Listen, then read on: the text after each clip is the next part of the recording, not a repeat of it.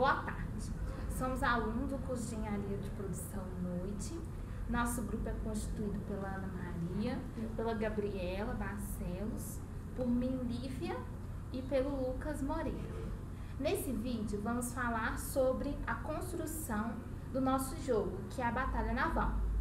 O motivo da escolha desse jogo é porque ele tem um estilo que é o que mais interessa no nosso grupo, que é o estilo de estratégia. A ideia de alocar barcos de forma que o nosso adversário tenha dificuldade de encontrar nos remete a um raciocínio que é bem interessante para a gente. E além disso, quando a gente acha parte de um barco, inicialmente, a gente tem que ter a estratégia de saber em qual direção seguir para afundar o barco totalmente. Então, essa ideia de pensar, raciocinar, é algo que interessa para a gente. A batalha naval, inicialmente, a forma original dela é apenas no papel e no lápis, em que 2 jogadores jogam. Com o passar dos anos, isso foi aprimorando, foram criando tabuleiros que eram mais estruturados, mas ainda assim são 2 jogadores jogando. O interessante da batalha naval é que ele foi criado justamente na Primeira Guerra, então essa ideia de batalha remete a um fato histórico real. O jogo consiste basicamente em um tabuleiro que tem as coordenadas geográficas, em que você aloca os seus barcos no meio da água e em que seu adversário vai tentar descobrir onde que está o seu barco. E aí ele fica, os jogadores ficam falando as coordenadas e o outro jogador fala onde ele atirou. E acaba o jogo quando alguém ou um jogador afunda todos os barcos do outro jogador. Então o objetivo do jogo justamente é esse: afundar os barcos do seu adversário, a fim de que ele fique afundado e aí não tenha mais barcos para se jogar.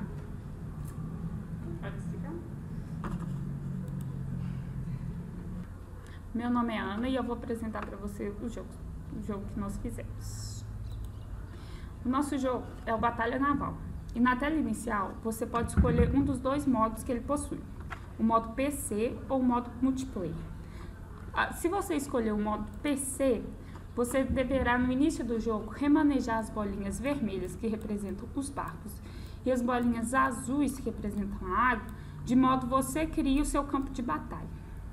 Após você seguindo a regra que as bolinhas de número 1 devem estar alinhadas, as bolinhas de número 2 devem estar em forma de T e as bolinhas de número 3 também devem estar alinhadas. Após você arrumar o seu campo de batalha, você aperta o play para começar o jogo. Para começar o jogo, você deve escolher alguma das posições localizadas no plano do PC do seu adversário. Escolhendo essa a sua bolinha, ela irá virar e mostrar onde você acertou, se foi água ou barco. Automaticamente, o computador irá fazer uma jogada no seu campo e irá mostrar para ele onde ele acertou. O jogo continua deste modo, você escolhendo uma posição e o computador outra. Após você selecionar todas as bolinhas que representam o navio, aparece uma mensagem: navio destruído. E ganha o jogo quem destruir todos os navios do adversário primeiro. Caso você escolha o jogo multiplayer, seu adversário terá que ter outro computador para que um adversário não veja o campo do outro. No seu campo, você vai ordenar os seus barcos do mesmo modo que você fez no modo PC. E seu adversário fará o mesmo no computador dele. Quando começar o jogo, você vai falar para o adversário qual posição você quer. por exemplo, C2. E ele irá no campo do adversário e colocar a posição C2. Você fala para ele, você acertou água ou acertou barco.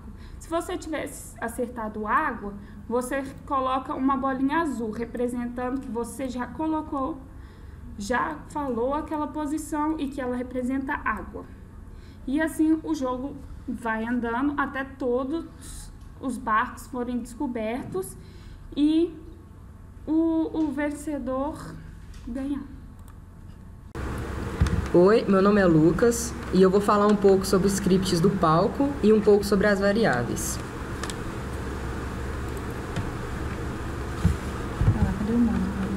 Quando clicar em iniciar, o palco irá mudar para o plano de fundo Batalha Naval. No script palco, existem 6 variáveis, onde 5 delas irão zerar e uma irá atribuir um valor de 1 a 4. Existem as variáveis dos barcos, que é uma variável contadora, como por exemplo a variável fragata, submarino e corveta. A variável modo poderá atribuir um valor de 1 a 4, que dependendo do valor, irá posicionar os barcos de maneira estratégica, já pré-estabelecida no campo do computador. A variável computador irá escolher aleatoriamente um valor de 1 a 20. Cada bolinha apresenta um valor, e a escolha da variável computador a esse valor será a bolinha que o computador irá atirar. Variável ganhador faz o papel de contador. Ela irá contar quantos barcos foram destruídos e irá apresentar uma mensagem ao vencedor. Já na escolha PC, o plano de fundo irá mudar para o campo de guerra do jogo e irá aparecer as bolinhas representadas por água, da cor azul, e navio, pela cor vermelha. O script play enviará uma mensagem play a todos os atores e mostrará o plano de fundo computador. Ele também vai esconder o plano multiplayer e o plano batalha naval, caso a escolha seja PC. Escolha multiplayer. Muda o plano de fundo e determina que a variável modo é 5. É uma variável exclusiva deste modo de jogo. Ela anula as ações das bolinhas que iriam acontecer caso o modo fosse de 1 a 4.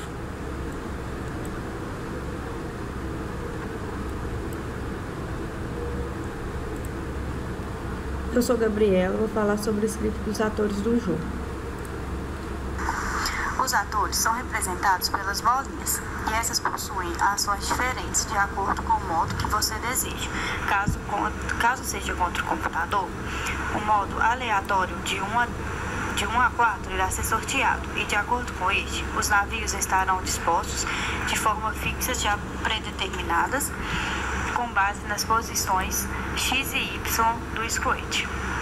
O ator Ball PC, por exemplo, está na coordenada 52-120. Ele representa água quando o modo for 1 e 3 e o navio quando for 2 e 4. Isso se dá mudando a fantasia para Ball V quando é navio e Ball A quando é água. Feito isso, é enviada uma mensagem a todos os outros atores para que o computador possa jogar. Quando o ator que representa o local do tiro do computador receber a mensagem, ele irá mudar a fantasia de acordo com o que foi escolhido por você.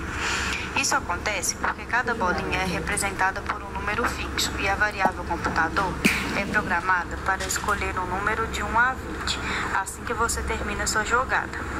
Quando se acerta uma parte do navio, é adicionado uma variável referente ao navio acertado. E quando essa variável se iguala ao número de bolinhas total desse navio, é enviado uma mensagem dizendo que o navio em questão foi destruído. Isso acontece para os 3 navios do jogo.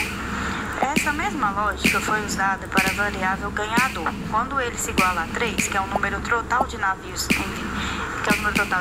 é enviada uma mensagem dizendo que você é o ganhador do jogo. Por outro lado, quando a gente escolhe jogar contra o jogador, que é o modo multiplayer, o modo já muda automaticamente para 5. Isso permite que você mova as bolinhas no campo do adversário para a coordenada x e y do mouse, de acordo com o que ele irá te falar. Se for água, você vai colocar na coordenada a água. Se for o barco, você vai colocar na coordenada que ele te falou uma bolinha vermelha.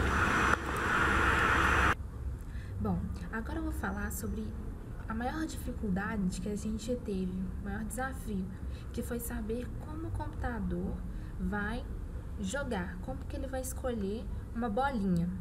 Então, a solução que a gente pensou foi criar uma variável computador em que as bolinhas que você vai clicar, aqui vou mostrar, quando esse ator for clicado, a bolinha que você clicar, ela vai fazer que a variável computador escolha do número de 1 a 20, e esses números de 1 a 20 representam cada bolinha.